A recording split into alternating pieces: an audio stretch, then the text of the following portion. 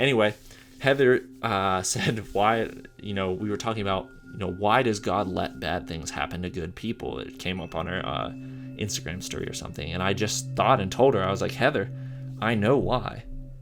And she was like, why, Nick? It's like, because of suffering. Why do bad things happen to good people? Because we're supposed to suffer. And suffering, why are we supposed to suffer? Why would God allow that to happen? Because we're transforming. We're supposed to become something here. And, you could get real theological about it, and whatever you think, I'd love to hear your thoughts on why we're here and why the universe exists. But just very briefly, I think it's because we're supposed to become something greater than we would have been if we stayed in the garden. Okay, even if you think about it symbolically, I don't think it's just symbolic. I don't think if something's symbolic, it just diminishes its value, because there's all these different layers of truth. And the most true things, all the layers of truth come together at once, and they just become like the most concrete thing, spiritually and physically, and in as many ways as possible. Anyway, what I'm saying here is God lets bad things happen to good people because suffering is transformation, and we're becoming something.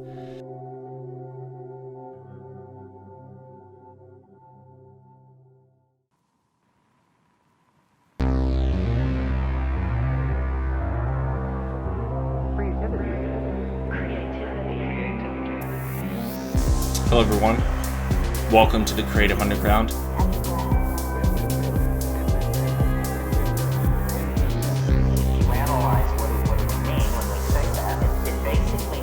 On this episode, we're going to be talking about the eternal process.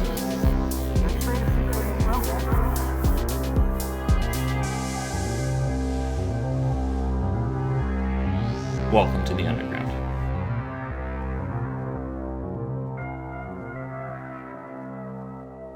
What is the creative process? What is it? What does it mean? Okay, so obviously a big theme in my life, if you don't know me. If you don't know me, a big theme in my life is the creative process. And we're going to talk about what that means I'll try to hit every level that I can when we're going to investigate it, because it's just one of those foundational ideas. And I think it's more significant than people think. I think it leads ultimately to the very end. Think about history. At the very end of history, wherever this is going in the eschaton, the creative process is going to be involved. And so I'll take you through the creative process, just people's base understanding. My base understanding, how it was introduced to me, process art. We're going to talk about some process art that's more about the journey than the destination. We're going to go on the micro level and macro levels of the creative process. Tease that out a little bit. That's 3. Number 4, I'm going to talk about how you are a process. So get excited. Finally, we're going to talk about heaven or hell and the process. So buckle up. I say buckle up a lot. I got to use a different metaphor. So get it together. We're going to talk about the creative process. Okay, first, the base understanding of the creative process. I was introduced to it, of course, by Lane Reiser back in 2013. Some of you may know that story. If you don't know that story, I tell the whole story. When you go to nickshermandesign.com, the first 2 videos that show up on the homepage of my artistic journey, and the guys that were in CMAR and the cult with me, and I talk about what happens to your art when you die and what I do daily, what kind of art I make daily. You got to check that out. But the creative process, I think it's kind of like this. You set up, Lane was big into this, our creative process teacher in 2013. You set up a series of steps, and those steps help you to make the art freely without thinking how you're going to make the art. Maybe that's a simple way of explaining it. So like a factory. We'll think of cold metal analogies, engine-like analogies, very lifeless, very inorganic. We're going to think of steps. Okay, Lane always had this idea of letting the process lead. It seemed like, we'd take 3 hats, we'd put a noun and a verb and an adjective on different pieces of paper, put them in 3 different hats, pull them out, and we'd let a creature emerge from that prompt. However it happened, whatever we got, we were stuck with no matter how goofy. And to further emphasize the process, we would keep ideating on that really stupid idea. And that like mine was house eating pointy toes that pats horses. There was something else in it. It was a house eating pointy toes that pats horses. What are you supposed to do with that? Well, that wasn't the point. The point was the journey, developing an idea. And Lane, I think, was trying to show us that if you take something through the creative process fully, something very interesting emerges from it. You need a process. This is very important. You won't write, you won't make your art, you won't start that business if you don't know the steps it takes to get there. And you don't gotta know all the steps perfectly, but you gotta start putting yourself in that formation every day. You gotta show up, right? There's this idea of you show up and you try to do something, and the next day you try to do another thing. And pretty soon you'll see what things to do and what things not to do. And there you go. Your process is developing. And a result is going to come from that. Gustave Flaubert, who wrote in the late 19th century, early 20th century, he had this idea that he makes his life really boring so that his art can be violent and expressive. And what he's trying to articulate there is about the process. You set up these steps, these mechanisms, these inorganic, like, put me in a box. It's just not very compelling sometimes, but the result that comes from that sometimes is an electric charge. And you'll feel that. The more you put yourself through that process, you'll feel the freedom of just knowing what of kind of art you're trying to make, what the steps are to get there, just aiming for that, and then letting your mind be free of what kind of result can take place. It's something like that. Okay, so that's the creative process in its base form. We can talk about process art. Some people, the art making is more about the journey than the actual result. That's a cliche of cliches, but sometimes cliche things are true. They're underneath of everything, and they stick around because there's something fundamental to them about our existence. So don't discount them. Okay, sitting and thinking. Well, I'm reading directly from the screen from my notes, Nick. Don't be dumb. One time, I was at my apartment on 5th Street, and I was making this collage of pieces for the Cream of the Crop. First time I entered Cream of the Crop back in 2018, and it's a bunch of pieces of paper stuck to wooden boards that are cut up into different shapes and then re-screwed together, and I paint over top of that. I just threw it all at it. I just threw the kitchen sink at this art that I wanted to make because I wanted to express.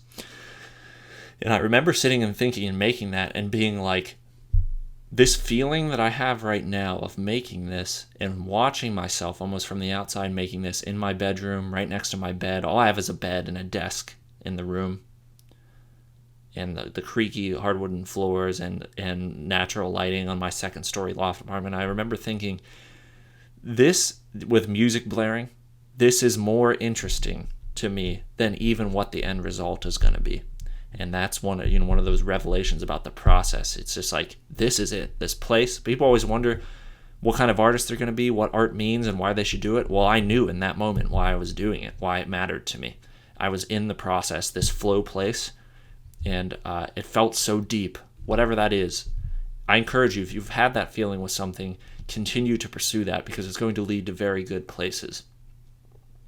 Hopefully, unless the thing that you feel really good doing is super evil, then, this is complicated. All right, I'll try to continue to explain. In Townhouse A4, my freshman years of college, we made art.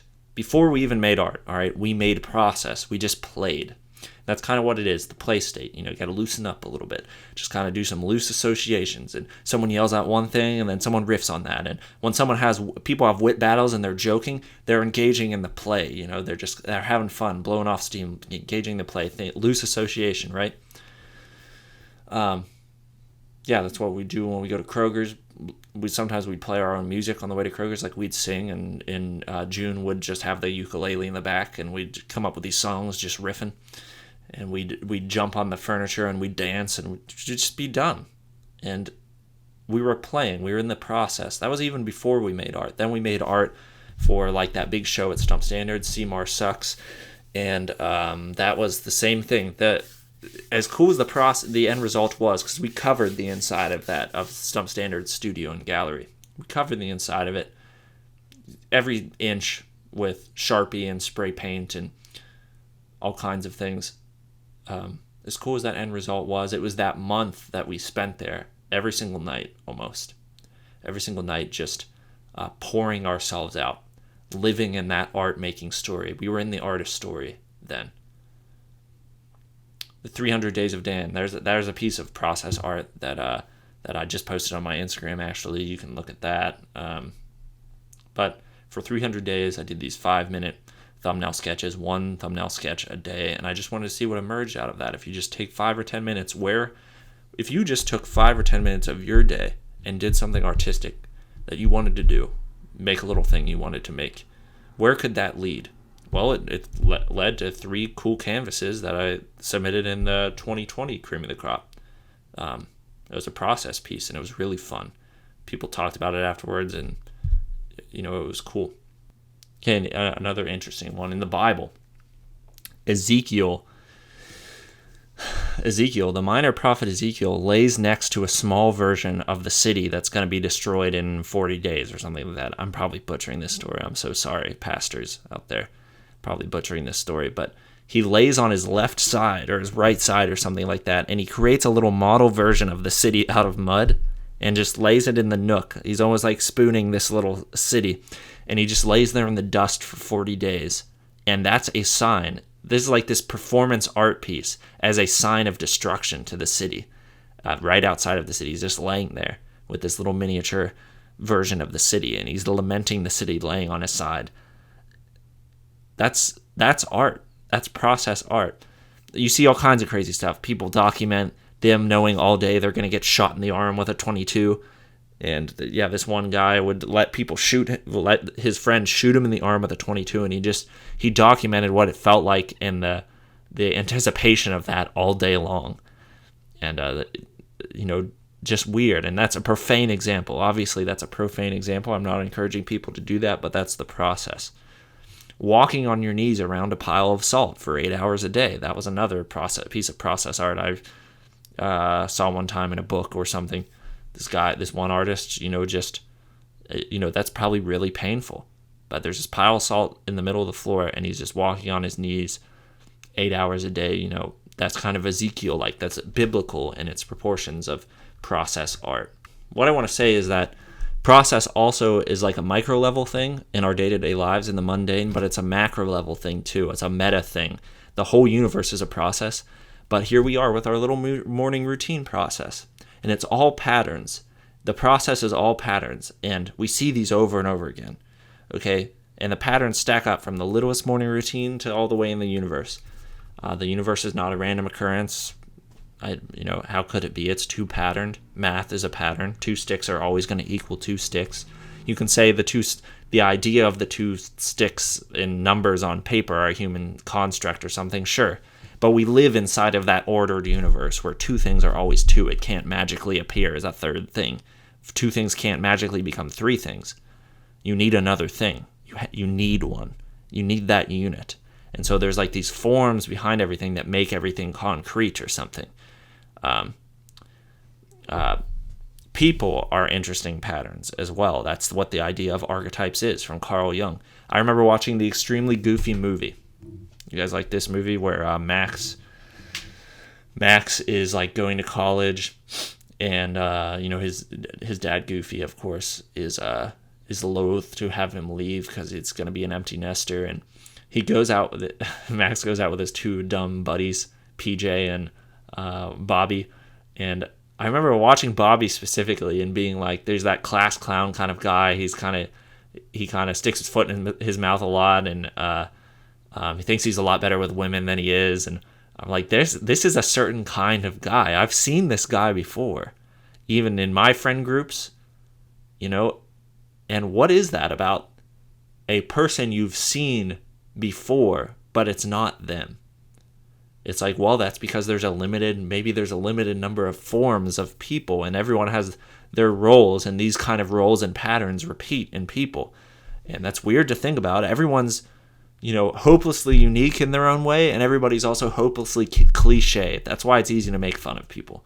It's easy to make fun of humans. You should be able to laugh at yourself. You should be able to make fun of yourself, and hopefully with in a well-meaning way, poke fun at others, toughen them up, because we've all been here before in some weird way.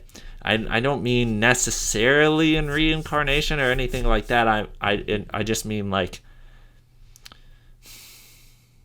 we are a process, is what I'm saying. And that brings me to my next point, the fourth point, that you listener are a process. Here you are on earth, and you're suffering, and you're trying to get somewhere, and this is all going somewhere. If you're not trying to get somewhere, it's all going somewhere, whether you get somewhere or not. You are a process of posterity, of your parents, of society, and of your own spirit, of your own decisions too, your own unique you-ness, your soul in you. All of this is transforming you. All of this is leading you to your potential, and it's going somewhere. You are a process. As unarbitrarily as I can say that, I actually just today, me and Heather were talking. I run lots of my ideas by Heather. They're not my ideas because I'm a process and the ideas come from somewhere. There's a limited amount of ideas, and just like archetypes, everybody puts their own little twist on things. There are real unique geniuses that discover like the idea of relativity and stuff, definitely, and we all matter. That's not what I'm saying when I say that nothing is original, but it's all part of this process is what I'm saying. Anyway, Heather said why, we were talking about, why does God let bad things happen to good people? It came up on her Instagram story or something, and I just thought and told her, I was like, Heather, I know why. And she was like, why, Nick? It's like, because of suffering. Why do bad things happen to good people? Because we're supposed to suffer. And suffering, why are we supposed to suffer? Why would God allow that to happen? Because we're transforming. We're supposed to become something here. And, you could get real theological about it, and whatever you think, I'd love to hear your thoughts on why we're here and why the universe exists. But just very briefly, I think it's because we're supposed to become something greater than we would have been if we stayed in the garden. Okay, even if you think about it symbolically, I don't think it's just symbolic. I think I don't think if something's symbolic, it just diminishes its value, because there's all these different layers of truth. And the most true things, all the layers of truth come together at once, and they just become like the most concrete thing, spiritually and physically, and in as many ways as possible. Anyway, what I'm saying here is God lets bad things happen to good people because suffering is transformation, and we're becoming something. And this is why I love David Goggins. I hate to be this guy that brings up David Goggins, but I'm this guy, okay? It's because he's saying something really profound. And just hear me on this. He's easily caricatured because he's just this guy, like, rise and grind every day, just get after it, don't stop, just grind. But you should hear some of his more nuanced thoughts on things. He would say things like, what would he say? He said, in order for me to find myself, I had to put myself through the worst thing possible. I had to put myself through the worst thing possible a human being could ever endure. And why? Why? Because he knows that suffering transforms him. And he's just kind of intuitively figuring all this stuff out. He would say, he doesn't read books. He reads his own book. The thing with Goggins, you gotta understand, some of the things he says sound stupid. I'm telling you, the things he says sound stupid because he's not that kind of educated. He's very original. And so he says things like he reads his own book because he's speaking almost symbolically. He's saying that I'll give you another example. Okay. He says, in order for you to become he said, if someone asks him, No, this is what he said. He said he tells kids, do you know who you are? He'll ask kids if they want advice. Do you know who you are? And he says that if they say they don't, if they don't know who they are, then he'll say, I can't tell you who you are. Because they need to go on a journey of suffering. And there is something about suffering that burns off like personas and constructions that you make and reveal a more authentic you. Now, I'm not saying that can't go badly, because too much suffering can kill you. And sometimes suffering makes people bitter and warps them. But there's some sort of like right response that happens if you suffer well. Even if you suffer badly at first, but then you pull it together, like a moment here and a moment there, and you start to see, why am I going through this? Well, I'm getting stronger and I'm learning things and I'm becoming something.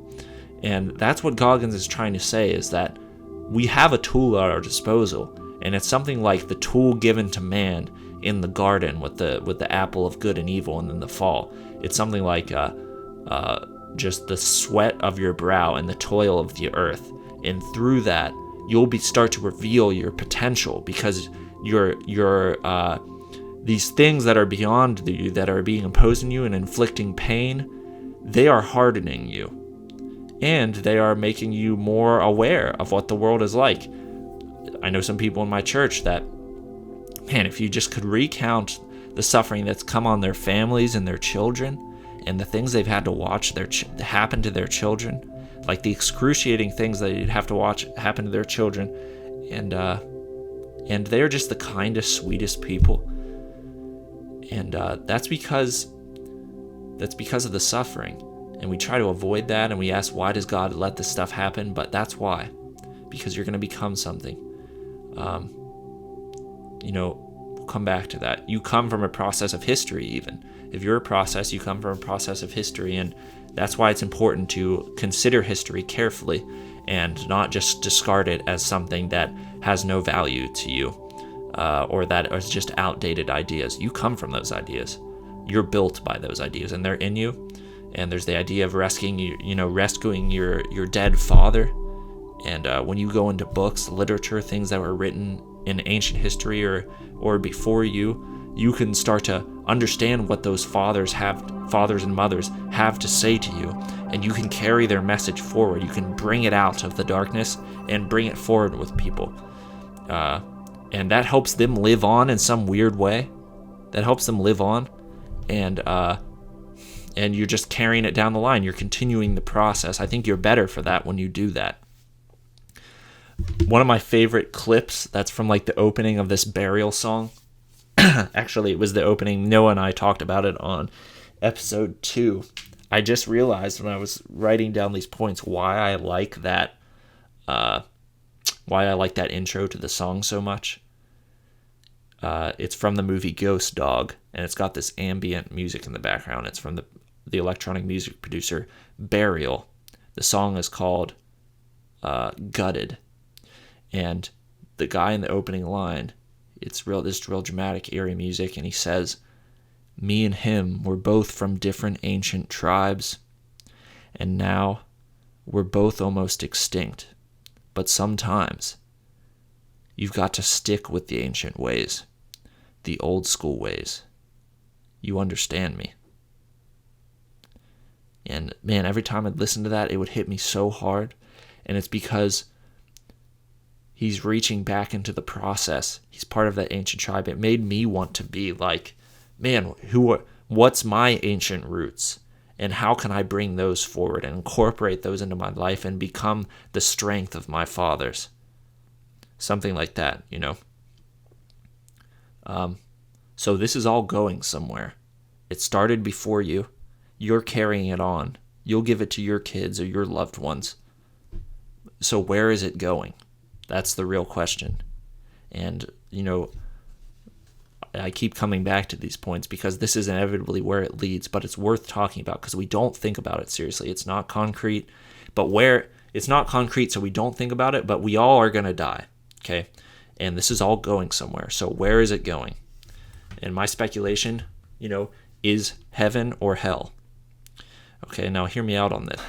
Okay, it's going to heaven or hell. And just kind of reframe this idea for a second. Let me help you reframe this very offensive idea. I'm going to help you reframe it, okay? When someone tells you you're going to hell, I just heard this the other day. This is genius.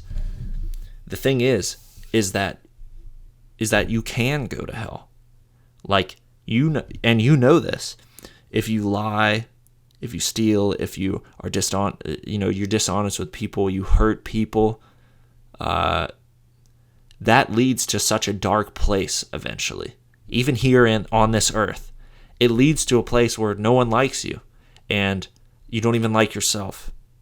And it can lead to a kind of isolating and painful existential place that you do drugs, right? And you steal from people in order to get the money for the drugs, and then people's trust in you is broken. They don't even know who you are anymore. You're becoming something that they can't even deal with. They literally can't even deal with. They got to get rid of you because you're inflicting too much pain on everybody. That's a hellish place.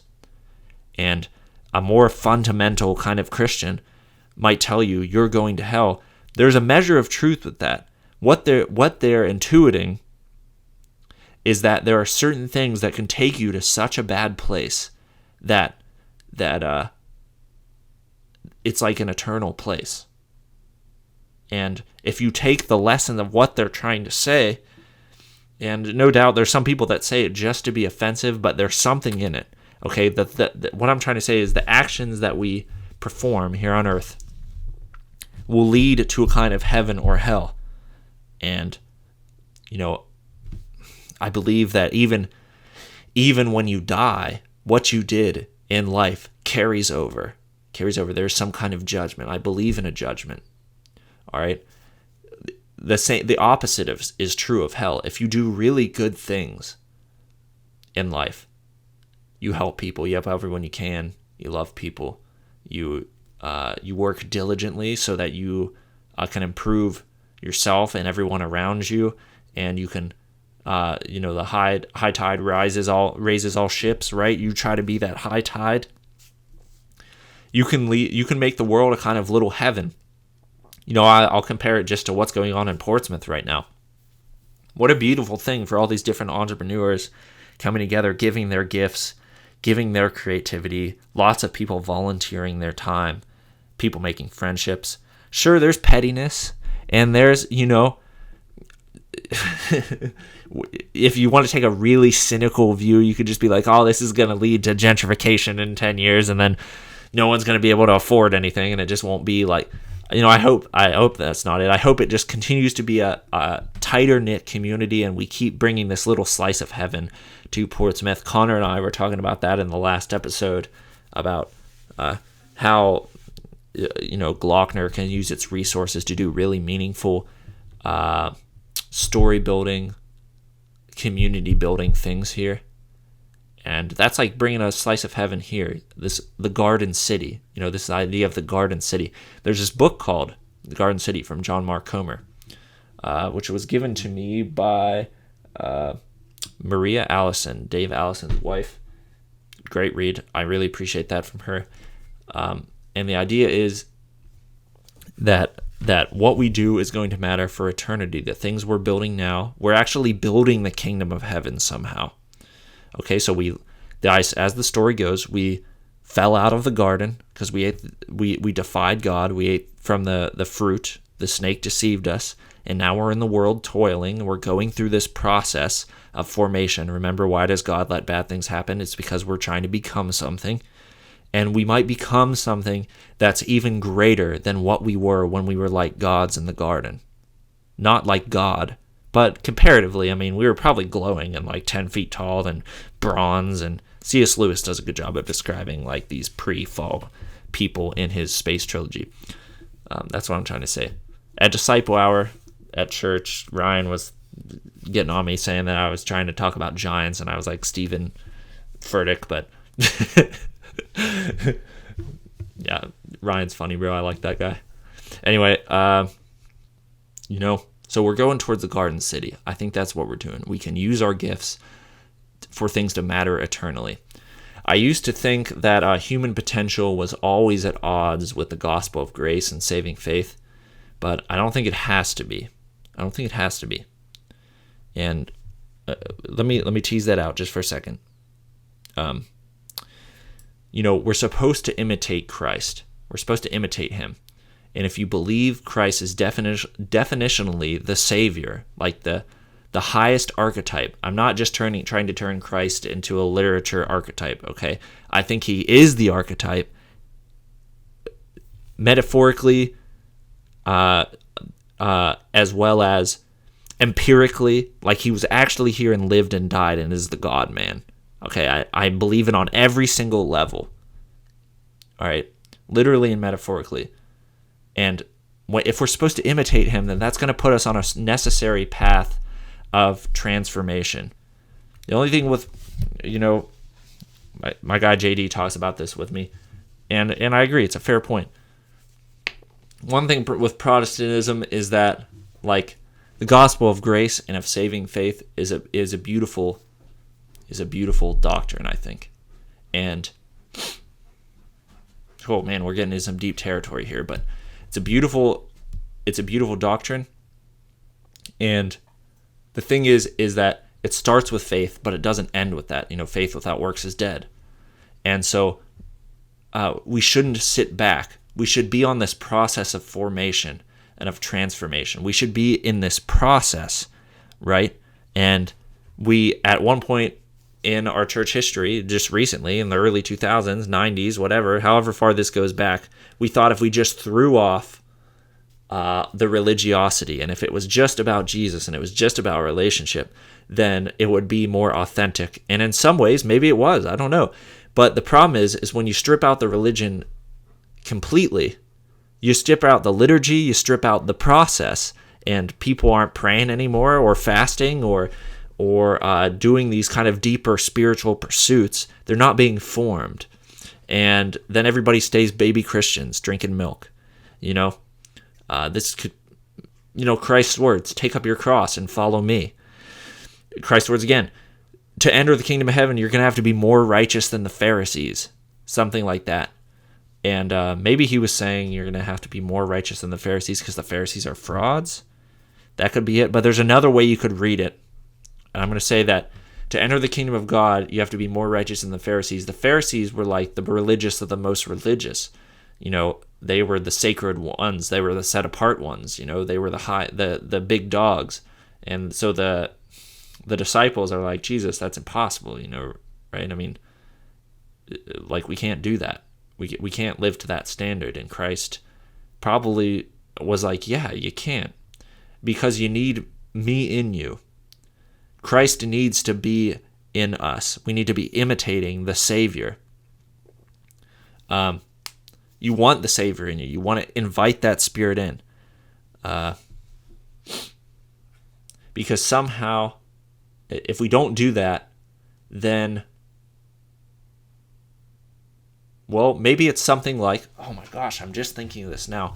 Maybe the reason why we invite Christ in, why that's necessary, like, okay, I thought human potential was at odds with the gospel of grace, but still we have to invite Christ in and we have to imitate him. So maybe it's about humbling ourselves to the sacrifice that Christ performed, the fathers that came before us. He is the Father. He's the one that came before us, integrating that in us. Repenting and believing, repenting of our ignorance and our defiance to think that we can do it on our own without the ancient Father, that is Christ. Inviting him in so that we can move forward into our fullest potential and transform. I am not a theologian. I'm just speculating here, okay? Because it's hard to come to terms with, like, we need to show fruit to have our salvation, but also it's not done by fruit. It's done by the saving work and grace of Christ. Both of those things are true. That's the thing. Both of those things are true, and it's about the imitation, inviting him in, repenting, turning from our old ways, inviting him in, and moving forward in the transformation, having him push you along the path of transformation so that you can become like a blaze of glory in heaven, And God can use you in the city. God can use you in the city, in the new garden. And I think that's what the process is ultimately about. What is the creative process? Well, on one level, it's about doing you on the lowest level. Maybe it's about getting yourself in order, taking care of the obligations in your life, doing the things you need to do to make a good life and be good to the people around you. Secondly, finding the thing that you're supposed to do and setting up steps so that you can carry that out every day and get good at it and live up to your potential and deliver your gift to the world. And on the final level, it's about where this is all going, this big narrative story that we are in right now. That's what the creative process is ultimately leading to, is some new garden, I think. An embodied place, a real embodied place where we all actually have gifts to give that we developed on Earth in this factory like Earth, this process that we call Earth. And so set up your process. Start small, and who knows what we can become if we do that. If we're aligned properly, if we invite the Savior, the Christ in, the unarbitrary Savior, like literally the one, the turning point of history from the center of the timeline, the person that we get our values from, that are underneath everything in America, the idea that you have infinite worth in yourself, that's a Christian idea, the idea that you should love others unconditionally. You know what I mean? Without that humility of accepting that, how can we expect to bring our gift into eternity? I don't know. That's what I'm thinking. So, thanks for listening, guys. We went a lot of different places there. If you have questions, reach out to me. I'm trying to work through these ideas. Obviously, I am not all-knowing. So I'm trying to work these things out, and I appreciate any dialogue you guys are willing to have with that. If you want to help this podcast succeed, give me a review, share it. Find other stuff that I do at nickshermandesign.com. This is Nick from the Underground, signing off.